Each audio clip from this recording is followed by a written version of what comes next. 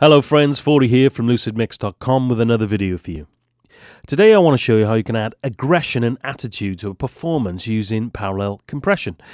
I've already showed you what parallel compression can bring to your drum performance, but today I'm going to show you how you can apply the same principle to bass guitar to give it the attitude that I'm looking for. I'm going to play you a section of the song that just has the drums and bass guitar. I've already parallel compressed my kick and snare, so I'll play it to you before I share my thinking around the bass guitar.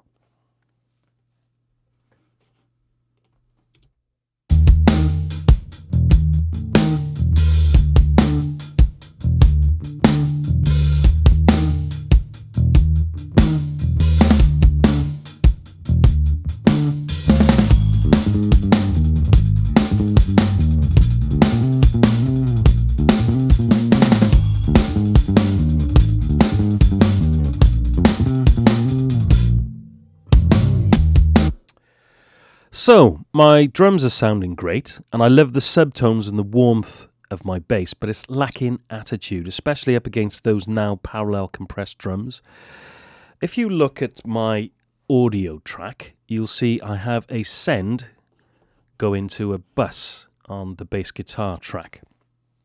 It's here that I'm going to treat it differently and blend that with my original bass sound to give it more attitude and aggression. Don't forget that a send is essentially sending a copy of my bass to another fader in the mixer. So, looking at the parallel track for my bass, bus 27, I've got a few elements. I've got a stock guitar amp that's free with my DAW, Logic. I've set that to a distortion tone that I think fits with the track. Then I've got a Logic stock EQ that is rolling off everything around, I think, 350 hertz. Essentially, that was more for my tastes. Where you decide to roll off will be completely, entirely up to you and what suits your mix. And then I've got the old faithful 1176 that is slamming the signal to pieces. I'll play the parallel track in solo and then introduce each of those parts.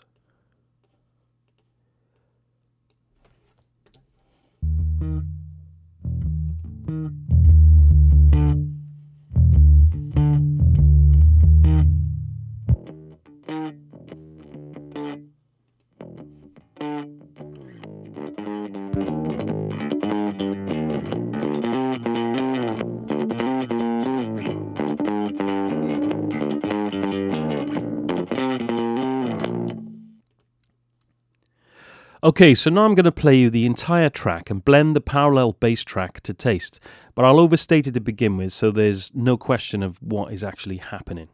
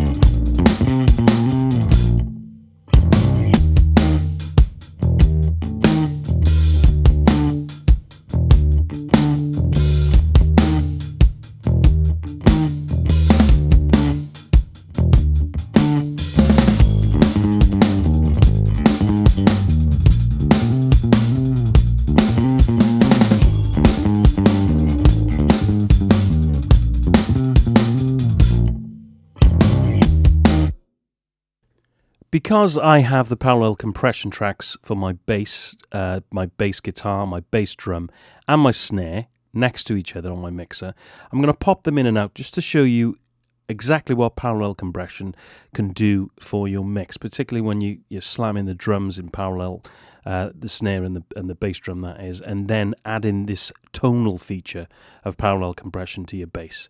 So I'll play the track again. I'll play them on, and then I'll take them off and I'll A-B them for a little while just to give you an idea of how much aggression it actually brings to the piece.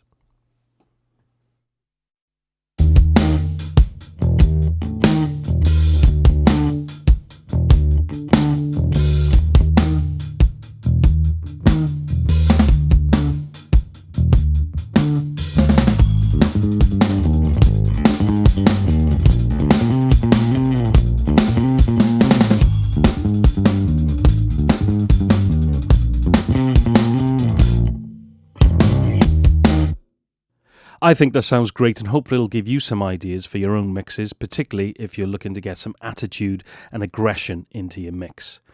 That's all I've got time for today, friends, but I'll be back next week with more insight into what I do with my mixes.